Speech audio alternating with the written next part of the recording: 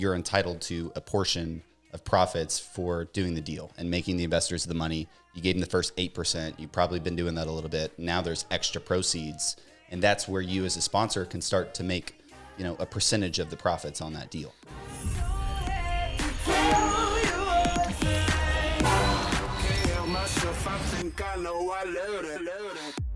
Welcome back to How to Invest in Commercial Real Estate, guys. What is up? And today is all about the waterfall structure. So waterfall, just fun facts to know and share. A waterfall structure is what you're doing with the cash flow.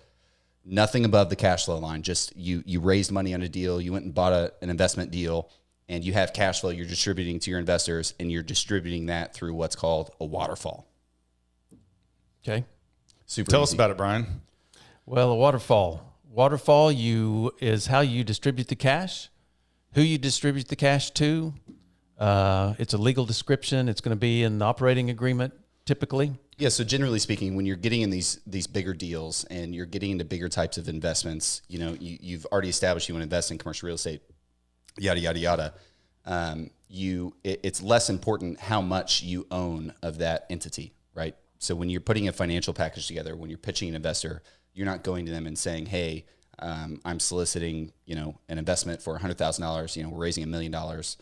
You're going to own 1% of that company. They don't really ask that. When you're going to an investor, the investors don't ask. I don't know if I've ever been asked, what is my equity percentage going to be? Because it's kind of irrelevant. They're less concerned about that, but this is the question you're going to get. Is the investor gives you an investment of, let's say, $100,000, they're going to ask, okay, tell me how I'm going to get my money back, or how I'm going to get returns on that $100,000. So if you could describe a waterfall structure, it was exactly what you just said. How am I going to get paid? Yeah. What are you going to do with the money once you earn it? So that's what it's about today. We're not focusing on how you're earning the money. The commercial real estate earns money. We've established that. We're on episode 14, 15, something like that. And the commercial real estate property makes money. So it's just how we're distributing it. Now, what are you going to do with that cash flow? Yeah. So what's, a common one? What's just an easy structure that we can start on a popular waterfall? So there isn't a standard that applies, but there is a I would say maybe there is an industry standard, but it's general and it's flexible. But typically investors want a preferred return. Okay, so we'll define that for you. A preferred return, when I give my investors a preferred return, it means that I'm going to pay them a certain percentage on their money before I participate in the cash flow split. Mm-hmm. Right. So on our deals, we do a lot of 8% preferred returns. I've seen them 6, I've seen them 10, but 8% is probably an average. And so if we have cash flow, I'm gonna try to pay the investor 8% on their money, prorated maybe on a quarterly distribution. And only after then do I get to participate in a cash flow split, which is part of the waterfall. As a sponsor. As the sponsor. Yeah. So the investor, that's a easy marketable thing from a sponsor to an investor. Hey, I want your investment. I've got this great commercial real estate deal that I think you should put the money in. I'm putting some money in it as well. And the limited partners or investors are getting the first 8% a year that property makes, the first 8%. And then after that, you may get into what's called an equity split or, a profit share or something like that. Yeah, and it's sometimes called a promote for the sponsor. And so how much of the cash flow do they get after the 8%? And it can range. We've done deals at 25%, 75, which means 75% of the cash flow over the 8% goes to the investor. Right. And we've done them as low as 50% of the cash flow after 8% goes to the investor. So why would you do that? Why are you splitting up the profit shares now? As a sponsor, right, I guess you're entitled to a portion of profits for doing the deal and making the investors the money. You gave them the first 8%. You've probably been doing that a little bit. Now there's extra proceeds. And that's where you as a sponsor can start to make, a percentage of the profits on that deal. And it's market driven. Brian, you probably can speak to this because you've invested and I've pitched you some of these deals, but investors are more interested in the returns that you can deliver to them than they are on the structure. Now they're going to be sophisticated guys. Let's say they're private equity money or family office money that can write $10 million checks, and they're gonna dictate the terms to you.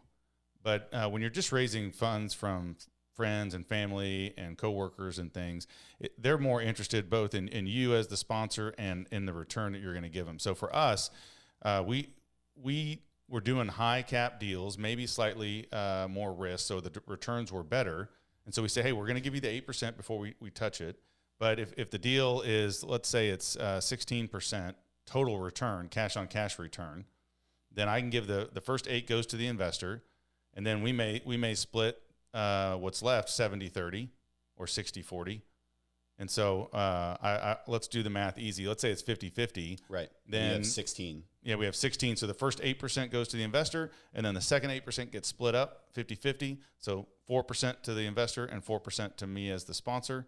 And so that the investor is getting a 12% cash on cash return. And if there's enough cash flow, I'm getting 4% of that cash flow, or a quarter of that cash flow. Yeah, I think you're right. I think the first thing that catches their eye is if they see that they're going to get, I don't know, 12% cash on cash, then that's what gets them interested. And then of course they look at IRR maybe, but then I think most people will see, well, how is that? They'll dig in and they'll see how that structure, how that waterfall is working. Yeah, investors always ask, whoever they're giving money to is, what's in it for this guy? How is this guy making money? How is he making money off of this investment? What's in it for him? And as a sponsor, you've got to be able to look your investors in the face and write it in legal documents, write it in your private placement memorandum and operating agreement where the money is going. And you've got to be able to tell these guys, after I paid you 8% in that year, and then the property is going to make another 8%, you're going to get 12% that year. Yeah. It's not a bad thing that I'm only getting 4%. You know what I mean? And giving them that first 8%, there's a lot of, and it can be whatever, right? Like if you're just getting started, you may give your investors the first 10 or 12% because it's, you're looking at higher yield deals maybe, and you need to give your investors some more money. Once again, it's market driven. So if your investors have a better investment that they think is safer, they can earn them more, then you're gonna have to give them more of the deal or a higher pref in order to get them interested in your deal. So that's just how it goes. So I've got a question for you. So is waterfall just on the cash flow? Is the waterfall part of the, what about when the property sells, the asset sells, and there's a capital distribution? Is that part of the waterfall also, or is that even called a waterfall, or is that something completely different? Yeah, it's definitely called a waterfall. You've typically got 2 different sections. You've got a waterfall for distributions during operations. You're going to go in and buy this asset and maybe hold it for 10 years before you want to sell. So during that 10 years, you'll operate under the operational waterfall. Right. You'll also have a recapitalization waterfall, which means if there's a capital event such as a sale or a refinance, then you follow that waterfall. I see. And what's more common in those is you pay back all of the equity and then you go to a different profit split. Yeah. Okay. So I thought that it might even be required that all the equity gets paid back first and then to a split. Here's the beautiful thing about it. The operating agreement, the private placement memorandum, and the waterfall, you get to write. Yeah, you write it. You write it. However your you attorney write it, writes that's how it is. However you write it, that's how it is. It's the rule book. It's the Bible of the investment, whatever you want to call it, whatever you want to refer to it as. We write it. We make up the rules. It's market driven, like Joel's saying. It's 100% dictated by your investors in the market. But it's probably not too common to take a split before the investor's equity is paid back, is it? At the end, at the capital event? I would say on a capital event, it's typically not. I wouldn't take a split before they get all of their capital back. Yeah, right. Now, some sponsors that if they're maybe they got strong armed by a private equity group or whatever, they'll do an 8 pref. And then anything over the 8 pref goes to pay back the capital. So let's use that same example. The property's making 16. They're paying an 8 pref. Anything over that. Okay, so then anything over that 8 pref, let's say it's another 8%, that goes to pay down their capital. Okay, so now they only have 92% of their initial capital in. Which also means the pref is going down. And then the pref is going down because then the next year I'll only pay an 8 pref on the 92%. And then I'll give them the other 8%, which it goes down to now 84. And so you work that capital balance down, and only after that capital is paid 100% paid back does the sponsor in that scenario share in the waterfall. Yeah. Right. Okay. And there's some important terms, and I don't want to get too in the weeds here, but it's important when you get into waterfalls, you're distinguishing return of and return on investment. Yeah. right? So a preferred return, that first 8% that you're giving them is probably a return on investment. You invested something, and this is the return that investment made. A return of investment is giving you your original money back.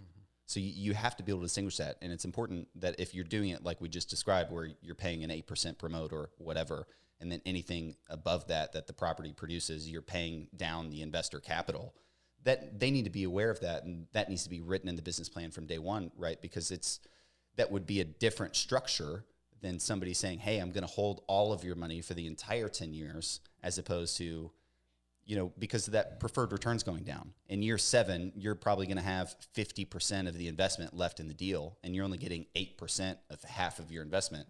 So you need to know what you're going into, and you need to know what the market is driving and what your investors want. And so I'll give an example of how we do it, just so people know what Precision Equity is. We typically do an 8 pref, and then we do some split of the cash flow over that. Let's call it 60-40. 60% to the investor. So we give the first 8% goes to the investor, then 60% goes to the investor, and then Precision takes 40. Anything over the 8% is split 60-40.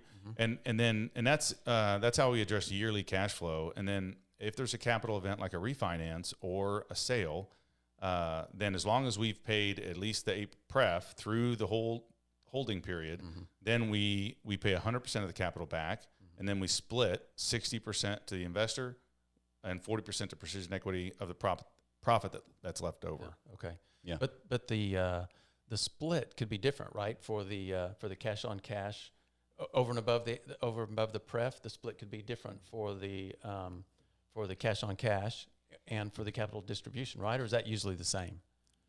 I think it's usually the same.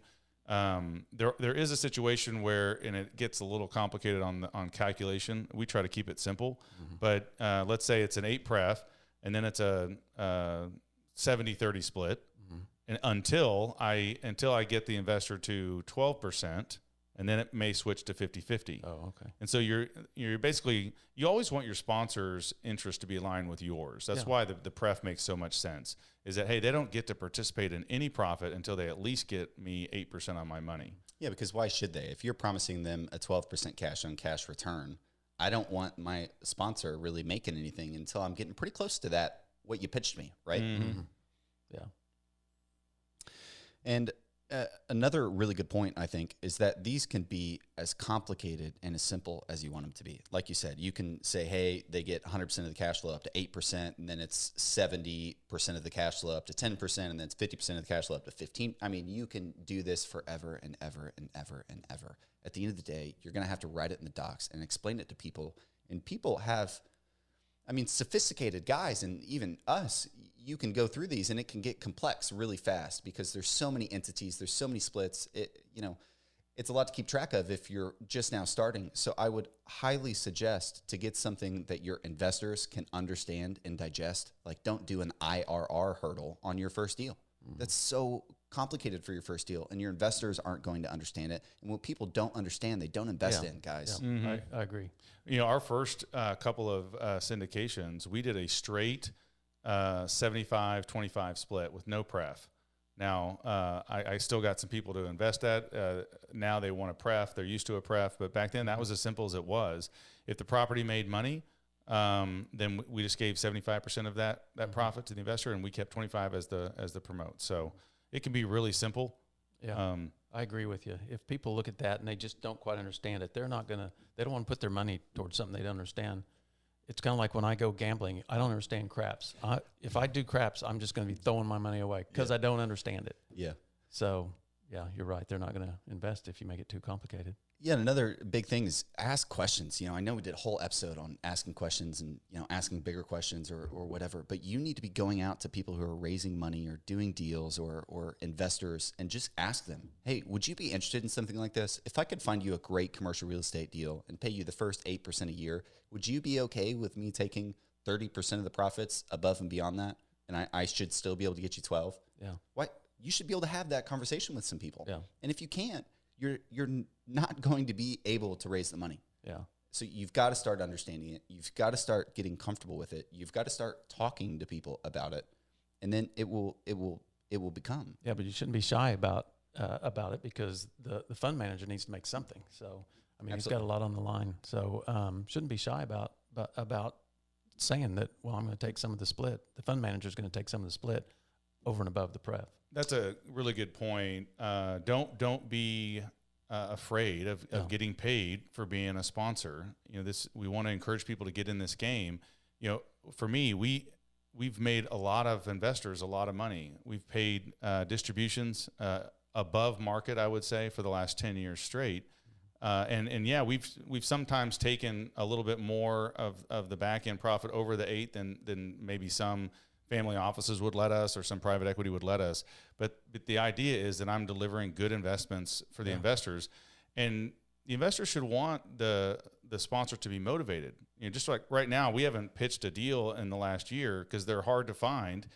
And so you want your sponsor to be motivated to bring the deals to you, as long as they're making good returns, because otherwise your money's sitting, right, or in the stock market waiting. So good point. We had a really good conversation yesterday with Andy over at the Woodmont Group, and it was just this discussion because we funded this Kitty Academy, and that Kitty Academy was I think it was an 8 pref and a 60-40 split, which may be 40% sponsor split on the back end. Some people could balk about. But at the end of the day, when you're doing a deal that can justify, it can get me all the return I want as a limited investor with an 8 pref and a 60-40 split, all the return I want, and he can still take 40%, I'm like, good job, dude. I don't need to be chasing deals that have like no split left to work with, and the sponsors, not making any money because the deal is barely getting the investor what they need. If the deal is great, then the sponsor maybe should take a little bit more on the back end, and that's okay. And I would like that deal. Yeah, that just means that the sponsor did his homework and his or her homework and found a good deal. And it may just be a really good deal. Exactly. Yeah. Well, good. I think it was a broad coverage of how to structure the deals and the waterfalls. There's an unlimited way to do these. But you just got to ask questions and kind of find out what others are doing. Absolutely. Well, we'll be back in a few days with the next episode, but thanks for watching and listening, and make sure to check us out on the web, howtoinvestinCRE.com. Thanks, guys. All right. Thanks.